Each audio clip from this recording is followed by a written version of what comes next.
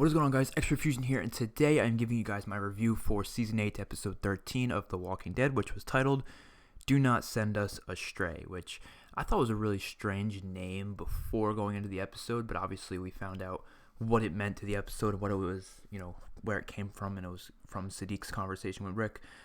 And overall, it's a good episode, I would have to say. Definitely a very, very good episode. I would put it in the top 15 of the entire series for sure. Probably top 3 this season, I would say as well.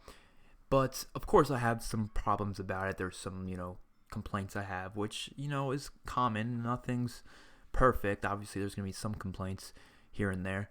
But first of all, I want to just go over some of the things I loved about it. Well, first of all, the dialogue was very, very good in this episode between all characters. We had conversations between Daryl and Tara that I really enjoyed. Conversations between Carol and Tobin, which was great. We had that Maggie and Simon chat over the walkie-talkie, which I really enjoyed. Rick and Sadiq talking was good.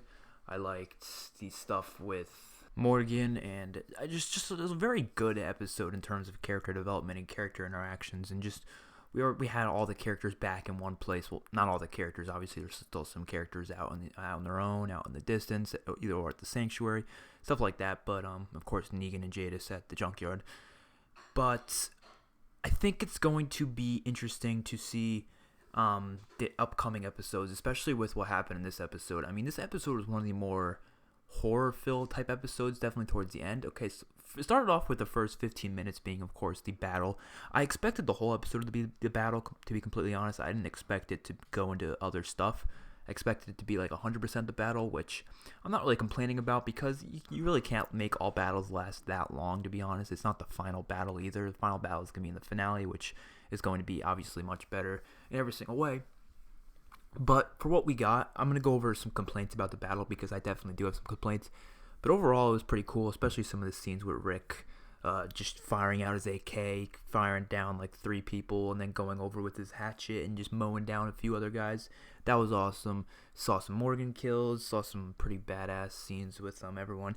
And I'm going to go over that scene more because there was actually a lot of complaints I had with it, which I'm going to go over, but it's obviously not anything huge because I still enjoyed the episode a lot. Then we had the talking period where it was a lot of character dialogue, which was great. And then we had, of course, all the people turning, which was one of the most exciting parts of the episode when the Tobin turned and then bit on that one guy, and then he turned and bit on another guy, and it was awesome. I was bringing me back to season 4 vibes. I really enjoyed it. And it was frightening. It was really, really frightening. And then we got the Henry kid, letting out the Saviors. I thought that was interesting. I didn't expect the Saviors to get out that way. I knew they'd probably escape, but I didn't think it would be like that. I thought maybe Simon would run the truck into the wall where the fence is, on the other side of the wall next to the fence, and maybe that would allow them to get freed. But I thought it was interesting how Henry did it. A lot of people were complaining about it. They were like, oh, why was there no guards? Why was there, why did Henry do that? He's so stupid. Why do all the writers make kids dumb? Well, let's be real here. They're in the apocalypse, 2 years in, whatever. Kids, they lost 2 years of education. They're already developing. They're not going to be that smart. Let's be real here. That kid was even younger than Carl 2 years ago, so that means he was even younger than what Carl looked like in season 1, which I'm assuming that kid was 8 maybe. I don't know. He's probably 10 now, I'm thinking. Not the actor. I'm talking about the character itself. The actor's probably a little older than 10. I'm assuming he's probably 12, 13. But I like that. It makes sense what his motives are. I mean, people are also didn't Morgan already say that Gavin killed him? But I think Henry just doesn't believe Morgan, especially after the crazy shit he's been going through. He definitely doesn't believe him.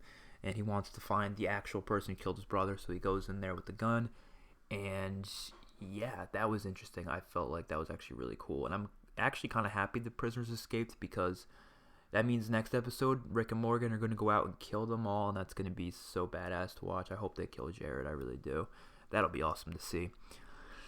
Next, we get to the complaints, because I did have some complaints. I definitely did. And they're small things. They're nothing writing-based. Actually, there's one thing writing-based. Just one thing. But other than that, it's all film, choreography, directing. It's complaints about stuff like that. But in terms of writing, the only complaint I had is I kind of wish it's more of like a wish, not really like a need. It's not necessary for the writing. It's not really like a problem with the writing. It's just for some characters, I wish they killed off a few more and showed off a few more.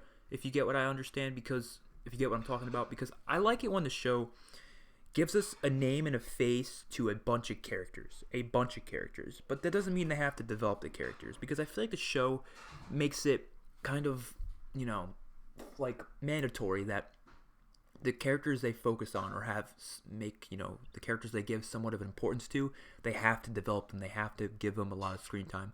I'm a firm believer that I just don't think they have to do that. I think if they want a character to have an important scene, all we need is a name and a face, and I can memorize the character. Now, tons of people were like, oh, I don't memorize all these fucking characters. I don't memorize Tobin, Bruce, whatever their names are.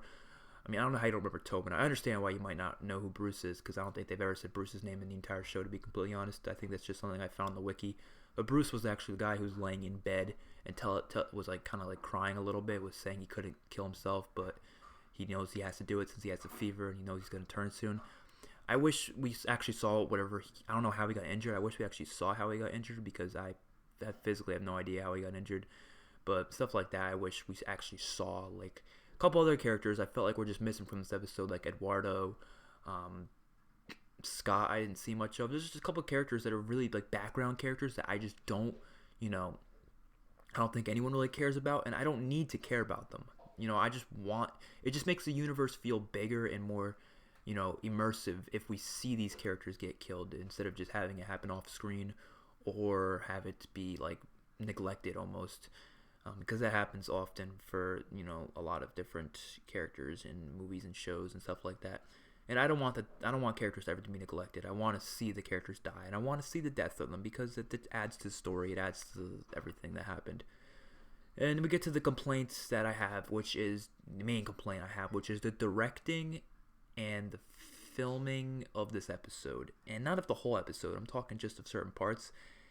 Like, we had some pretty awesome parts, don't get me wrong. There were some pretty awesome shots, some pretty awesome scenes. But some scenes, and most in particular, the scene when Dwight shot Terrell with the bow and arrow, and when Simon was just about to do it. I had to rewatch that scene about 4 times to actually see what the hell was going on. Of course, the first time around, I was able to make out what happened after a few seconds, but like at first I was like, wait, what just happened? I was like, first of all, I don't know who just got shot. Second of all, I don't know who just shot them.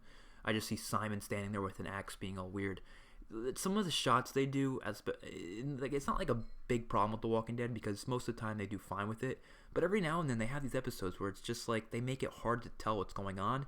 And if I watch it again and again, yes, I can figure it out. But I want to be able to tell what's happening the first time around.